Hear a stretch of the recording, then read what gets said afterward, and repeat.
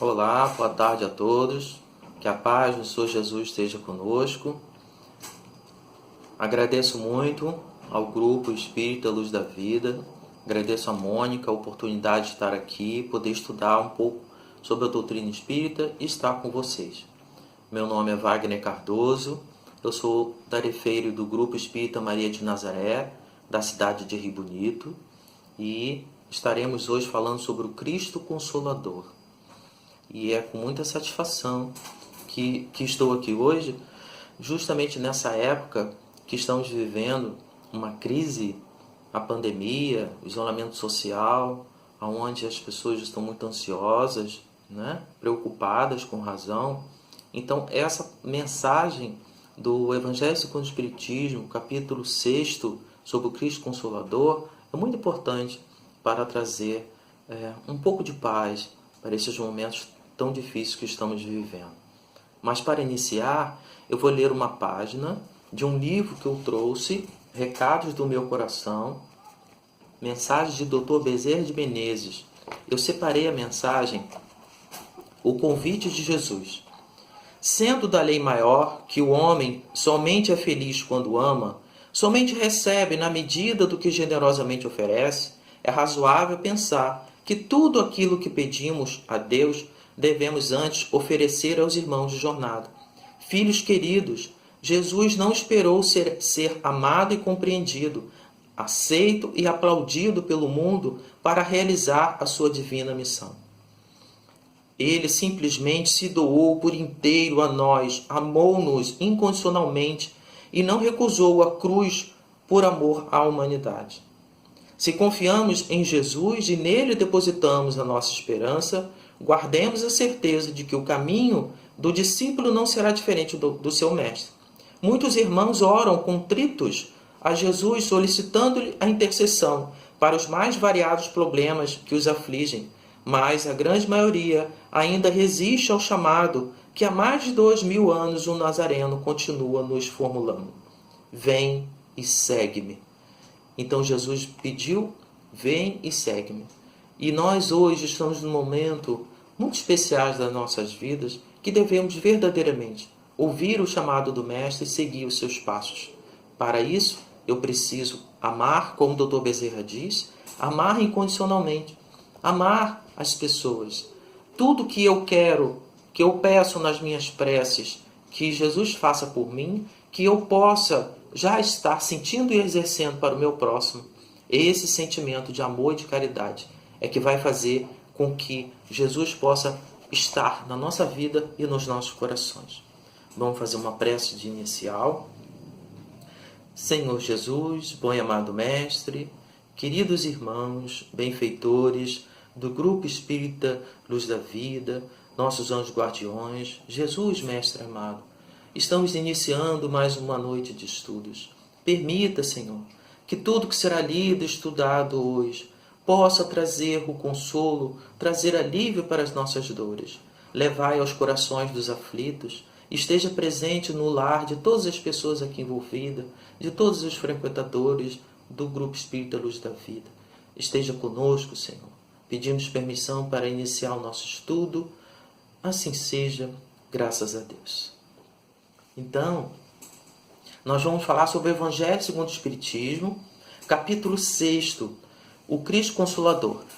E nesse capítulo, Kardec colocou o jugo leve, o Consolador prometido e o Espírito de verdade. Então nós vamos falar sobre esses 3 itens.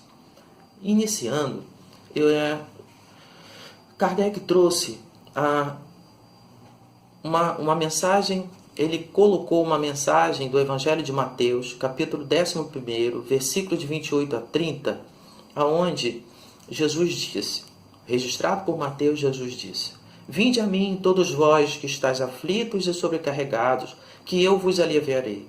Tomarei sobre vós o meu jugo e aprendei comigo, que sou brando e humilde de coração, e achareis repouso para vossas almas, pois é suave o meu jugo e leve o meu fardo. Então Jesus disse que para aliviar as nossas dores, eu devo aceitar o seu jugo, porque o fardo com ele é leve. E Allan Kardec vai comentar essa passagem, trazendo orientações para que a gente realmente compreenda e veja o Evangelho como esse jugo leve.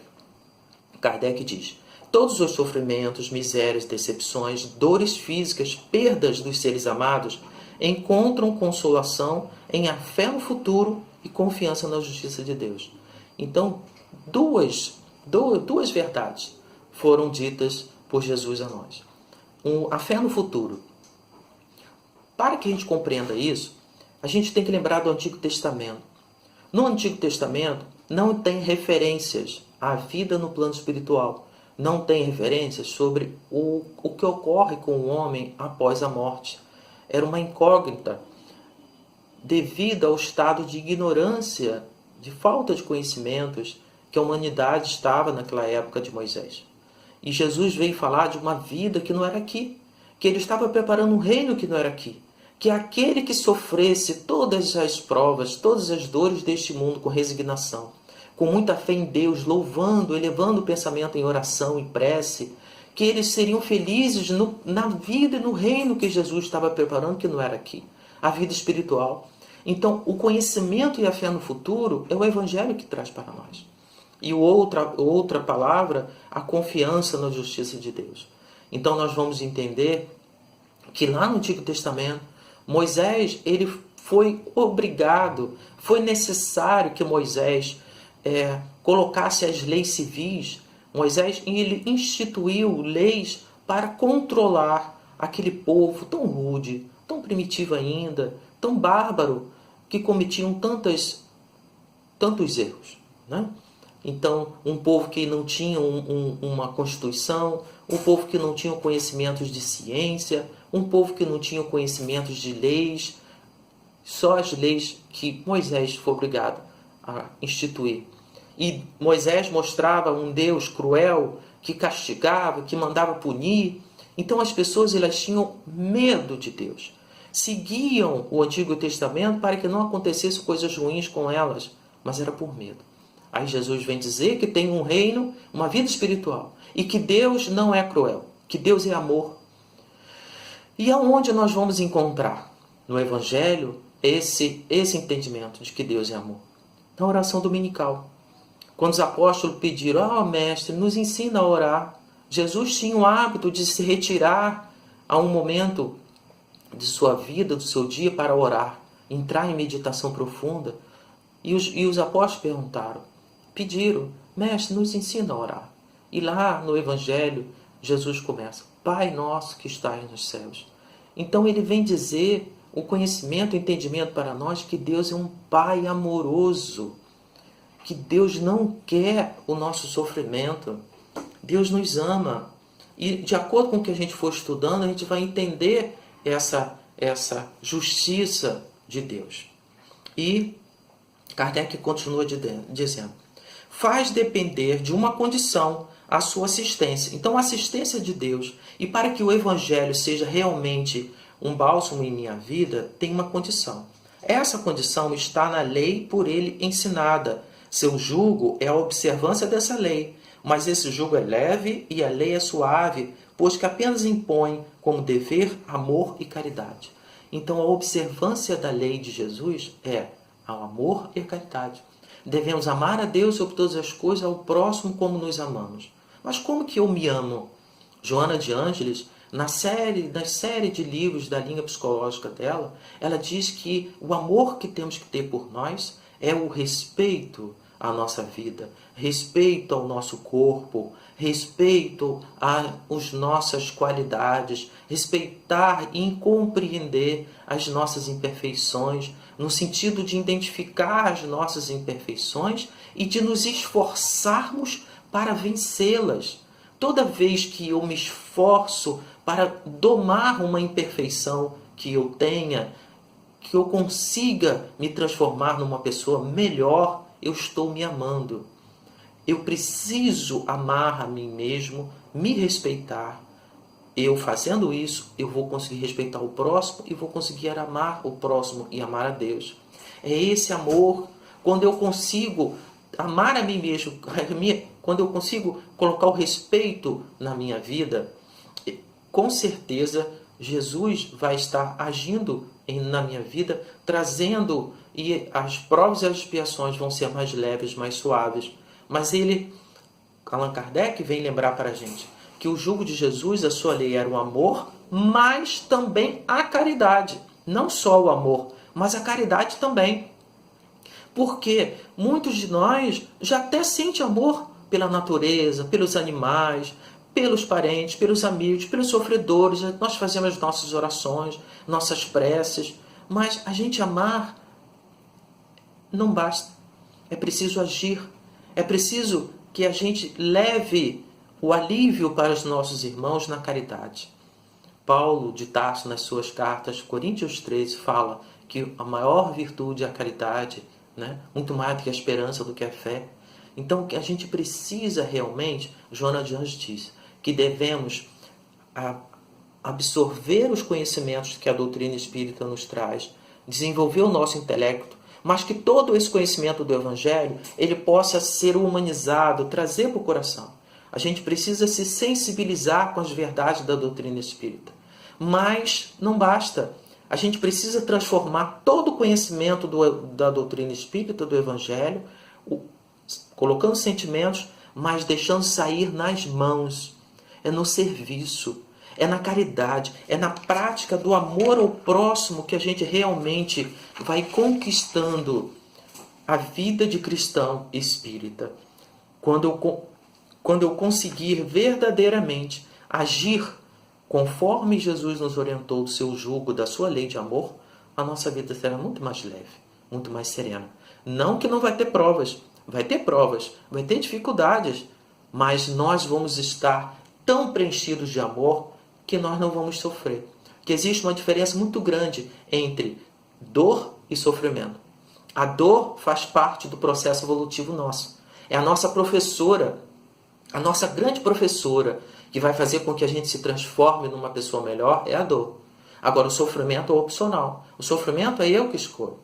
Então, quando acontece uma vicissitude, quando acontece algo na minha vida que eu não esperava, uma dor, eu vou me revoltar, eu vou sofrer com aquilo, ou eu vou estar resignado, confiando na justiça de Deus, de que Deus tem um propósito aquilo na minha vida. Porque toda dor, toda dificuldade que acontece na nossa vida, nós não devemos fazer aquele comentário que a gente sempre faz quando as coisas acontecem. Por que, Senhor, que eu estou passando por isso? Quando a gente faz essa questão, quando a gente faz essa pergunta para Deus, nós estamos questionando Deus. Nós não estamos confiando na sua justiça, no seu amor. Então, toda vez que, quando eu compreendo o Evangelho, e toda vez que eu tenho esse amor no coração, essa confiança, aconteceu uma dor, uma vicissitude, eu tenho que me interiorizar, acalmar meu coração e me perguntar, Senhor, o que eu preciso aprender com isso? O que esta lição, o que essa dor está me mostrando que eu tenho que corrigir em minha vida? Então toda dor, ela é uma grande professora. E isso vai fazer com que a gente realmente tenha uma vida mais leve perante as dificuldades. Mas o segundo item que a gente vai comentar, vai estudar na noite de hoje, é sobre o Consolador Prometido. E tem uma mensagem do Evangelho de São João, que está no capítulo 14, versículos 15, 17 e 26, onde está escrito: Se me amais, guardais os meus mandamentos, e eu rogarei a meu Pai, e ele vos enviará outro Consolador, a fim de que fique eternamente convosco, o Espírito de verdade, que o mundo não pôde receber, porque o não vê e absolutamente o não conhece.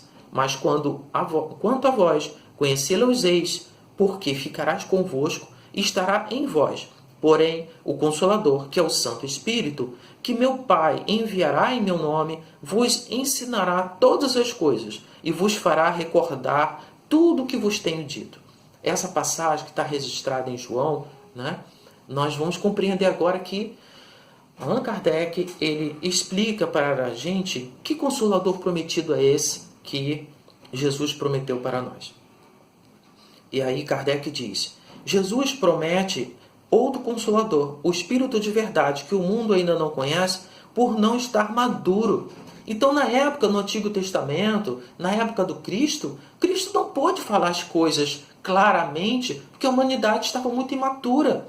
Naquela época, 2000 anos atrás, não tinha conhecimento de ciência, não tinha conhecimento das leis do magnetismo, da física, da química. A humanidade estava muito ainda fechada, né, nos instintos, numa vida ainda muito simples. Precisou aguardar 1800 anos para que o intelecto se desenvolvesse, que abrisse a percepção das verdades do mundo, para que o Espírito de verdade pudesse trazer. Como que naquela época, lá no Antigo Testamento, ou o próprio Cristo, se o Cristo viesse falar de perispírito, de centro de força, de mediunidade, de psicofonia, de psicografia, não ia durar uma semana, ninguém ia dar ouvido a ele, porque era difícil. Nós hoje, com toda a ciência, com todo o desenvolvimento intelectual, a gente precisa ler e reler várias vezes o Livro dos Espíritos que nós não conseguimos compreender ainda. Muitas das coisas que estão escritas no Livro dos Espíritos, algumas, os Espíritos vêm dizer que nós não estamos preparados ainda para conhecer. Então muitas verdades vão ser liberadas, vão ser de acordo com a nossa capacidade de compreensão. Então, na época do Cristo, Jesus não pôde falar claramente. Ele nos ensinou, ele falou tudo, mas em forma de parábolas, os ensinamentos estavam contidos nas suas máximas. Mas o Espírito de verdade foi prometido pelo Cristo e ele virá para nós. Já veio na doutrina espírita e está conosco e ficará para sempre. E Kardec diz: o Consolador que o Pai enviará para ensinar todas as coisas, para relembrar. Se o Espírito de verdade tinha de vir mais tarde ensinar todas as coisas, é porque o Cristo não dissera tudo. O Espiritismo vem, na época predita, cumprir a promessa do Cristo.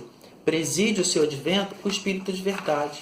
Então Jesus disse que ia pedir ao Pai que Deus permitisse que o Espírito de verdade estivesse entre nós.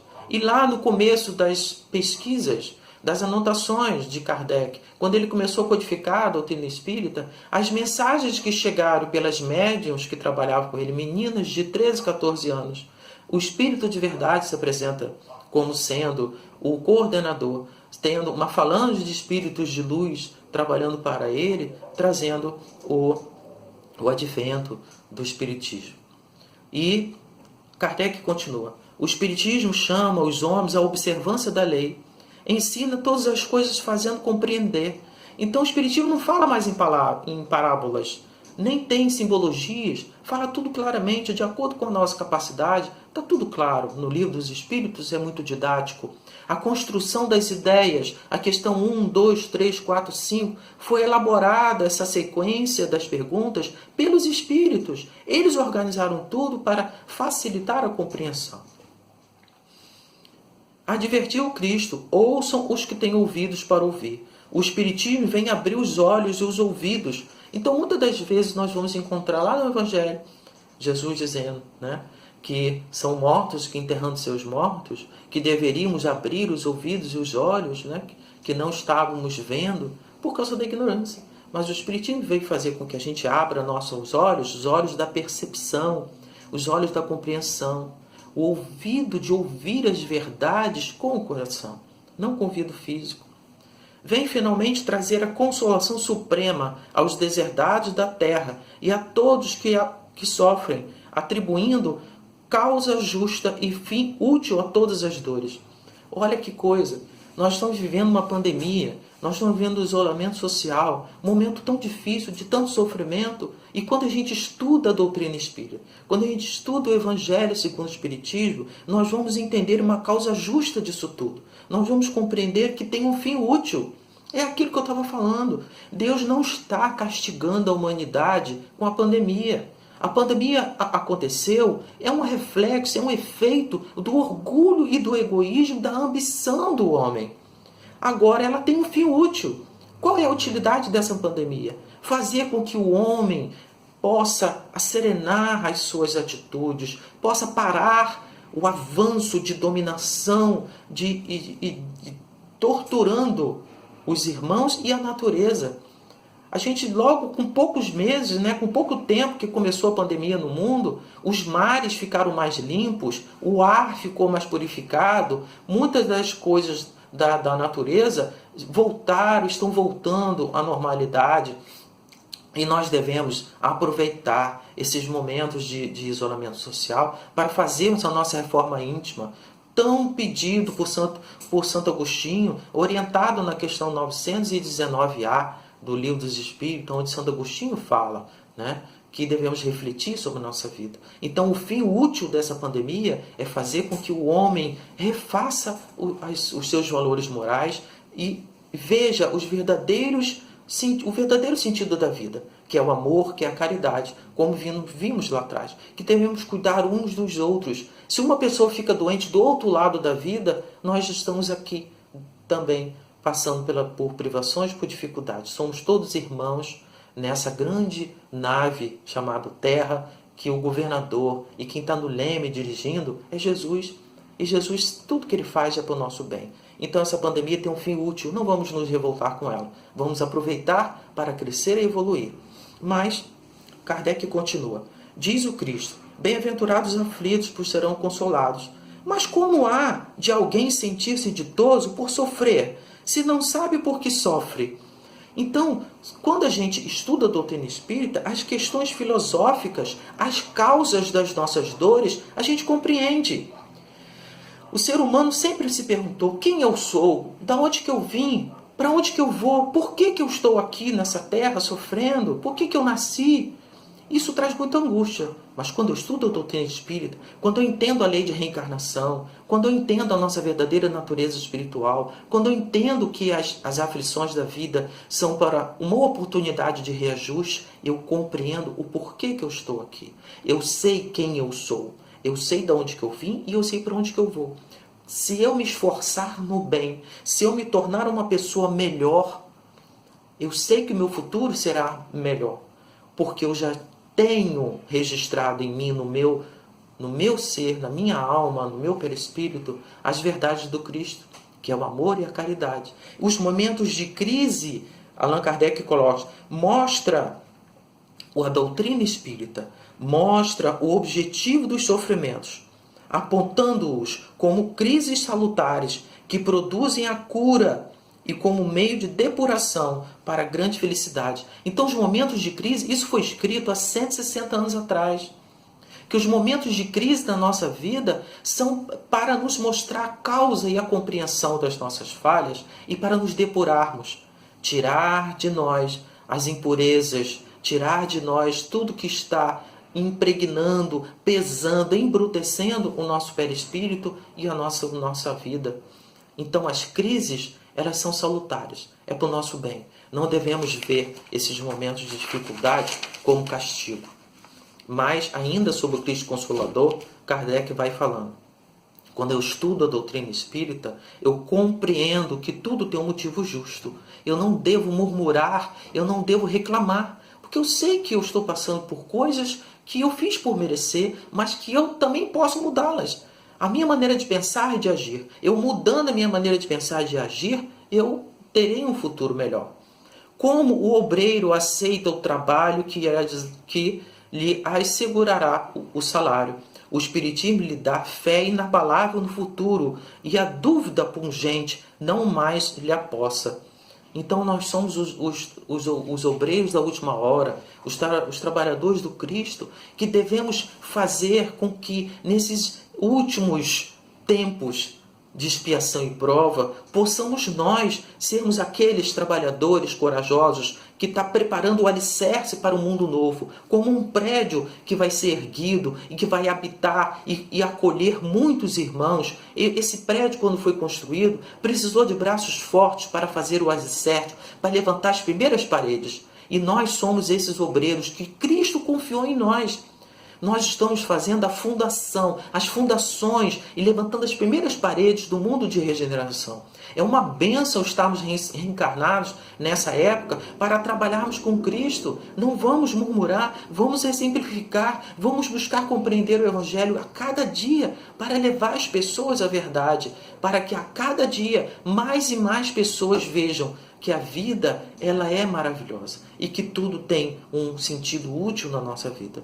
E o Espiritismo, dando-lhe a ver do alto as coisas, traz paciência, resignação e coragem. Olha que maravilha esse ensinamento de Kardec.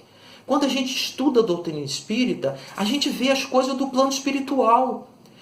Se eu me digo cristão, eu sou cristão espírita, eu sou espírita, eu não posso ver a vida e levar a vida olhando por um ponto de vista material. Eu tenho que ver a vida sob o plano espiritual. Porque quando eu vejo a vida pensando, eu sou um espírito, estou reencarnado, vou levar um tempo nesse mundo de terceira dimensão, de material, para evoluir, mas que um dia eu vou voltar para a minha vida verdadeira no plano espiritual. Isso traz paciência perante as dificuldades, que eu sei que vai passar. Eu vou ter resignação perante as provas. Eu não vou murmurar, nem me revoltar. E coragem de vencer todas elas. Isso é que o Espiritismo tem trazido nas nossas vidas. Nesse momento, precisamos ter esse olhar espiritual da vida, ter mais paciência perante as dificuldades que estamos passando, ter mais resignação perante essas mesmas dificuldades. E com isso, vamos ter coragem de viver e levar para as pessoas esse conhecimento da verdade, né? E nesse item sobre o Consolador, Kardec termina falando: assim, o Espiritismo realiza o que Jesus disse do Consolador prometido, conhecimento das coisas, fazendo que o homem saiba de onde vem, para onde vai e por que está na Terra. Então, o Espiritismo, ele traz para nós tudo que o Cristo nos disse que faria o Consolador.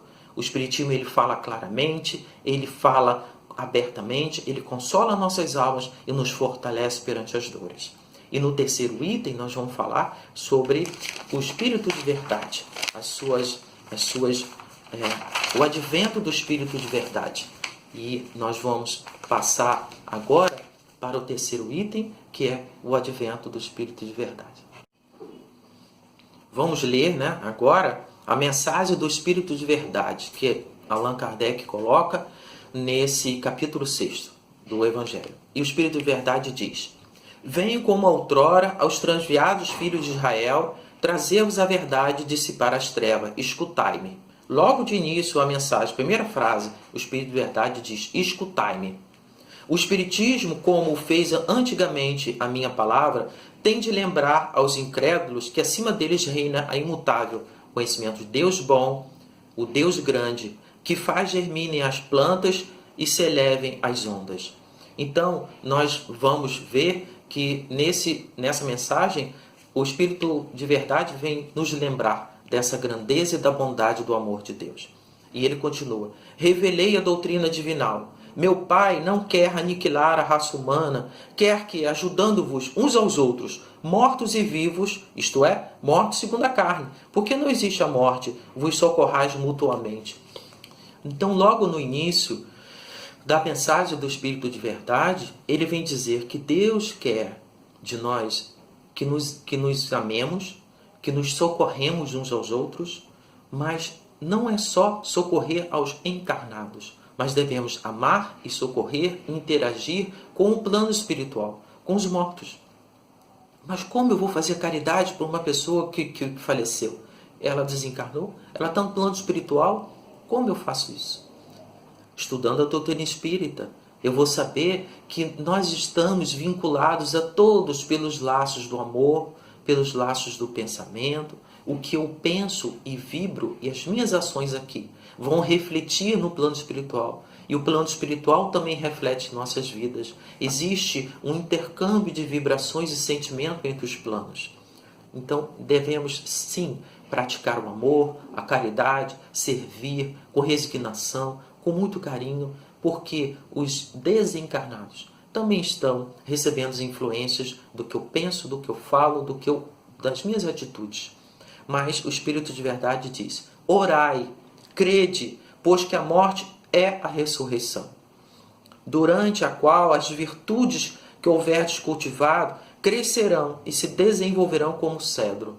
Então, quanto mais eu desenvolvo virtudes enquanto estou aqui reencarnado no mundo material, quanto mais eu adquiro paciência, resignação, indulgência, compaixão, amor ao próximo, abnegação, com o meu desencarne no plano espiritual, quando a minha consciência se dilata, muito mais desenvolvido e dilatado estará essas virtudes em mim.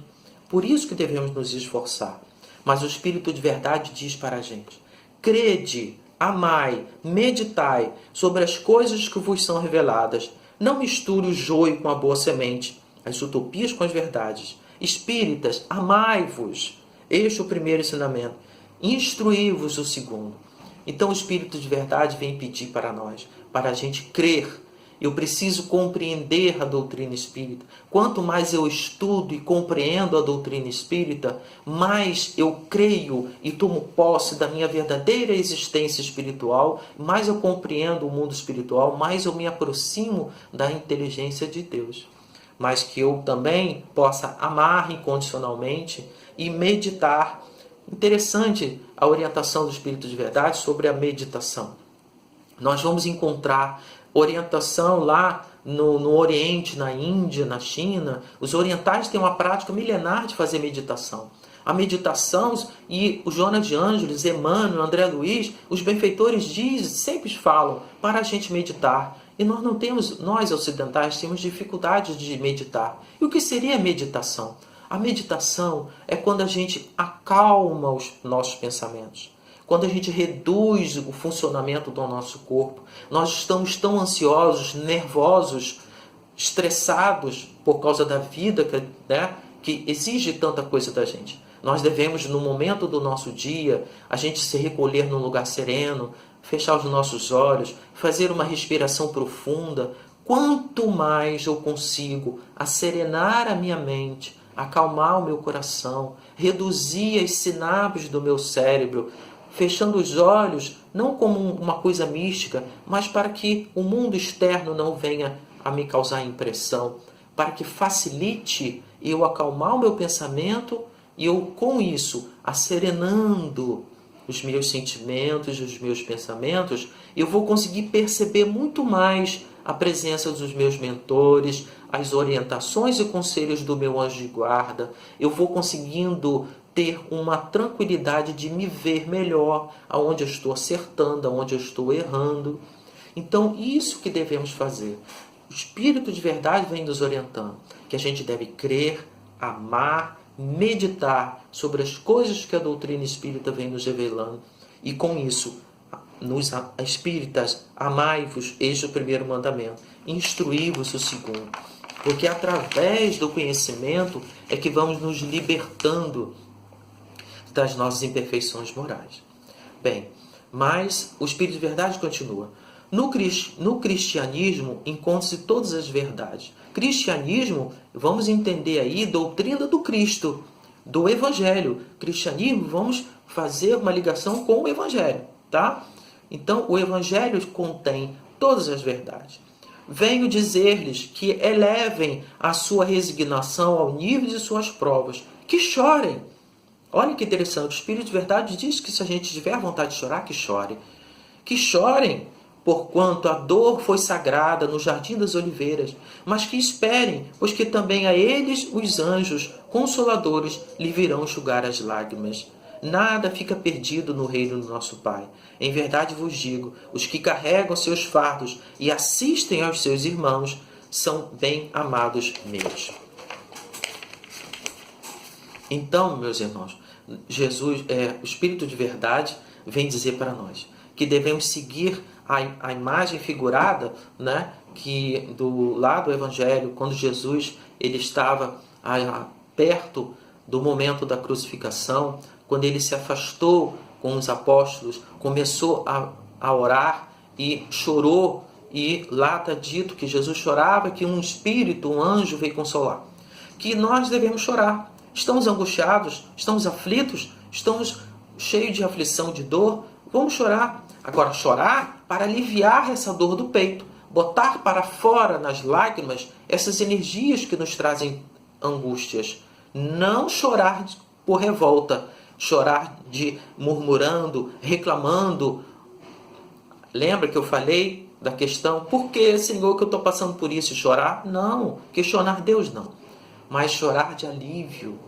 Porque quando a gente reconhece a nossa pequenez, quando a gente lava, se arrepende dos nossos erros, certamente o nosso anjo de guarda, mentor espiritual, espíritos simpáticos, mentores da casa espírita, um grupo enorme de espíritos de luz vão estar ao nosso redor, nos auxiliando, consolando a nossa alma. E certamente a gente vai abrir um livro, a gente vai ter um momento que a gente vai receber aquela palavra, aquele carinho que a gente nem sabe de onde veio, numa música, são os nossos amores do plano espiritual, consolando as nossas almas nesses momentos difíceis. E que devemos carregar a palavra que o Espírito de verdade utiliza, que devemos carregar o nosso fardo. A gente, quando estuda a doutrina espírita, a gente sabe que tudo que a gente passa tem um motivo justo, porque são efeitos dos nossos erros, né? Nós já estudamos aqui hoje. Então eu vou reclamar das dores que estão batendo na minha porta, é consequência da minha atitude. Eu devo me resignar, eu devo me arrepender, eu devo procurar aprender para mudar aquilo ali. E mesmo carregando um fardo, mesmo carregando uma dor, mesmo sentindo uma dor e carregando uma cruz, se eu olhar para o lado, se eu olhar para os meus irmãos, eu vou ver que tem pessoas que estão passando por dores muito maiores do que a minha. E quando eu me predisponho abnegadamente, Joana de Ângeles diz que a maior das virtudes que podemos conquistar é a abnegação. Se eu abnegadamente servir a um irmão, mesmo passando por uma dor, mas se eu for servir alguém que está numa dor maior, e eu estou realmente adquirindo o amor na minha vida, praticando o amor, e eu vou estar vencendo a maior chaga que me prende a esse planeta de expiação e prova, que é o orgulho e o egoísmo. A abnegação é a virtude que nos liberta de um planeta de expiação e prova. Se nós queremos que o planeta Terra passe pela transição planetária, que a regeneração se instale o mais rápido possível, não vamos esperar um fenômeno onde muitos estão aguardando o arrebatamento, que o céu vai se abrir e tudo vai mudar de um dia para a noite. Isso não vai ocorrer. A regeneração vai acontecer, porque faz parte da lei do progresso que ela ocorra. Mas ela chegará nas nossas vidas no tempo que eu fizer o esforço de me regenerar. A regeneração ela é interna nos corações de cada um de nós.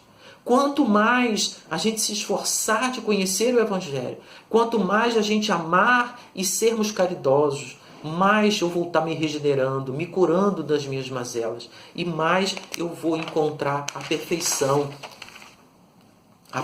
relativa à minha natureza de espírito, de criatura que todos nós somos.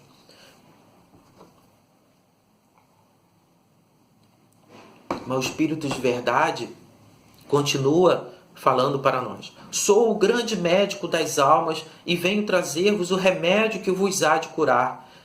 Vinde, pois, a mim, vós que sofreis e vos achais oprimidos, e serei aliviados e consolados. Olha que interessante. Uma mensagem escrita há 160 anos, Jesus dizendo que Ele é o grande médico das almas, para aliviar e curar e consolar as nossas dores. Devemos tê-lo em nossa vida. Devemos adquirir o hábito da prece, da oração, porque buscamos muitas das vezes o alívio das nossas dores no prazer material. Então a gente acaba se deixando levar pelos gozos materiais, na comida, nos remédios exagerados, e nos tóxicos, na preguiça, na ambição. E na verdade essas coisas só vão fazer com que a gente fique cada vez mais escravizado ao mundo material. Devemos verdadeiramente buscar alívio no Evangelho. Deus dirige um supremo apelo aos vossos corações por meio do Espiritismo. Escutai-o. Escutai o Espiritismo. Escutai-o. Extirpai-os sejam das vossas almas doloridas a impiedade, mentira, o erro e a incredulidade. Então, Jesus, ele pede, o Espírito de verdade pede que a gente se ame, que a gente realmente se instrua, mas que todo esse conhecimento que estamos adquirindo na doutrina espírita possa retirar do nosso coração a impiedade. Que possamos ser mais generosos e piedosos.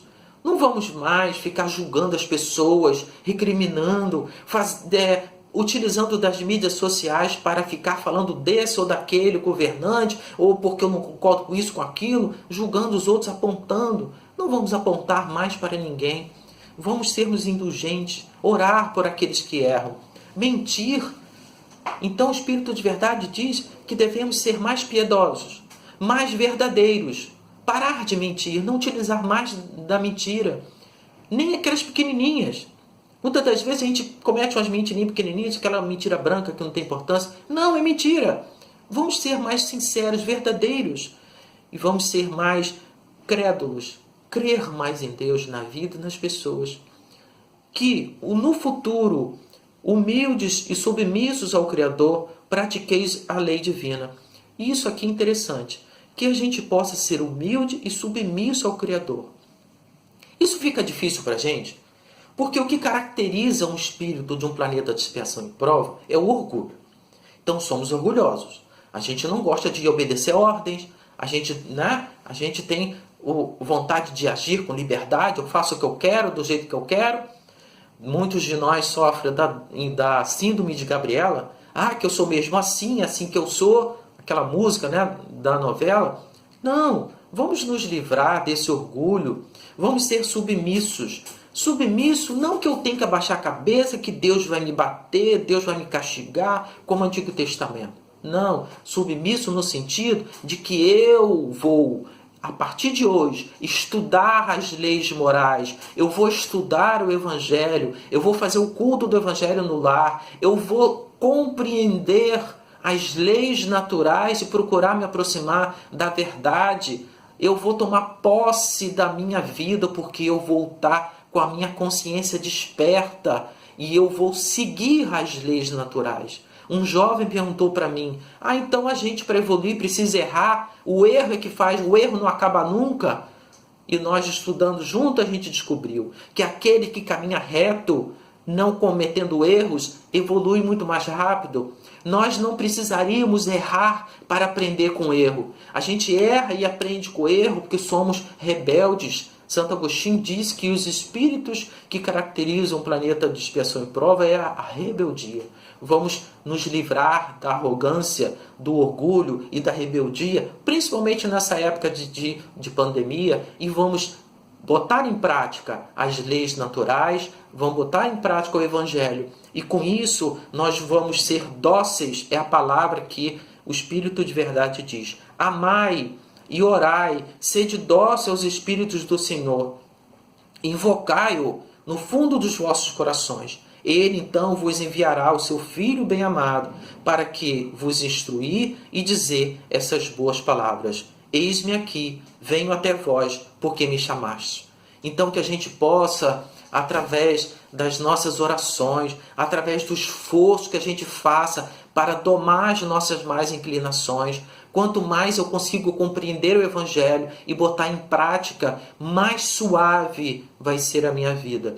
Eu terei dores, como eu falei, teremos provas. A prova faz parte do processo evolutivo, mas vamos passar por ela com muito mais serenidade, consolados, confortados perante as dores. E devemos levar essa palavra às pessoas através das nossas ações, da nossa serenidade, da nossa confiança em Deus. E interessante que o Espírito de verdade diz que a gente invoque os benfeitores. Estamos nas nossas preces, nós estamos sendo sinceros com os nossos mentores, com o nosso anjo guardião. A gente conversa com o nosso anjo guardião diariamente. Se antes de dormir nós estamos fazendo as nossas preces, conversando, poxa meu amigo, eu estou indo dormir, esteja comigo, me mostre aonde eu estou errando. Santo Agostinho nos orienta na questão 919A do Livro dos Espíritos, que devemos, através da prece, pedir ao nosso anjo guarda que nos mostre os nossos erros, para que a gente possa vencer a nós mesmos, nos transformando. E toda vez que eu desejo o Cristo na minha vida, Ele vai se apresentar. Quando eu fizer uma prece pura de coração, eis-me aqui, venho até vós, porque me chamaste. Em todo o Evangelho, nós vamos encontrar vários momentos de cura. Cura daqueles que eram mancos, os cegos, os surdos, os manetas, os possessos, os paralíticos se curaram, mas Jesus curava todo aquele que pedia. Jesus estava andando pela Galileia, por toda aquela região da Judéia, e lá no Evangelho alguém ficou sabendo que Jesus estava próximo. E o que eles fizeram, os enfermos? Mestre, mestre, ajude-me! E o Jesus o que fez? O que tu queres que eu faça? E Jesus disse, a tua fé te curou.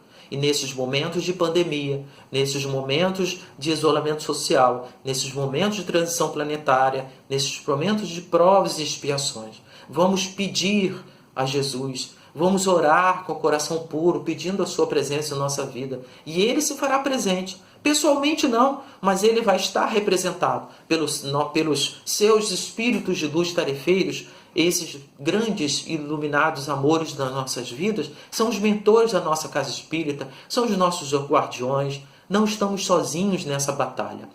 Então, que o Cristo possa ser verdadeiramente o nosso grande professor, o nosso irmão maior, nosso modelo e guia, e que o Evangelho possa consolar nossas almas. Que nesse estudo de hoje possamos estar um pouco mais serenados, confiantes. É esse o meu desejo. Que todos possam estar se sentindo um pouco mais firmes e confiantes nesse momento de pandemia e que tudo passa. Maria de Nazaré diz que tudo passa, mas temos que fazer a nossa parte de estudar, de amar, de nos instruir e botar a lei do Cristo em prática. Que o Evangelho possa germinar nos corações de todos nós. Agradeço muito a atenção de todos. Vamos fazer a nossa prece de encerramento nesse dia. Amado Mestre Jesus, amigos espirituais e benfeitores, gratidão, Senhor, por esses momentos, gratidão por todo o conhecimento, gratidão por essas palavras consoladoras. Estamos nos sentindo muito mais corajosos, fortalecidos, confiantes. Vamos nos esforçar, Senhor, de botar o Seu Evangelho em prática. Levai aos corações de todos nesse momento a paz, a harmonia e a alegria que estamos sentindo de fazermos parte da família cristã espírita. Levai aos médicos, aos enfermos, a todos que sofrem a sua luz, o teu consolo. Gratidão pela vida, gratidão pelo Espiritismo, gratidão por esse momento de paz. Esteja conosco, Senhor, hoje e sempre. Muita paz, muita luz. Assim seja. Muita paz a todos. Jesus abençoe. Gratidão.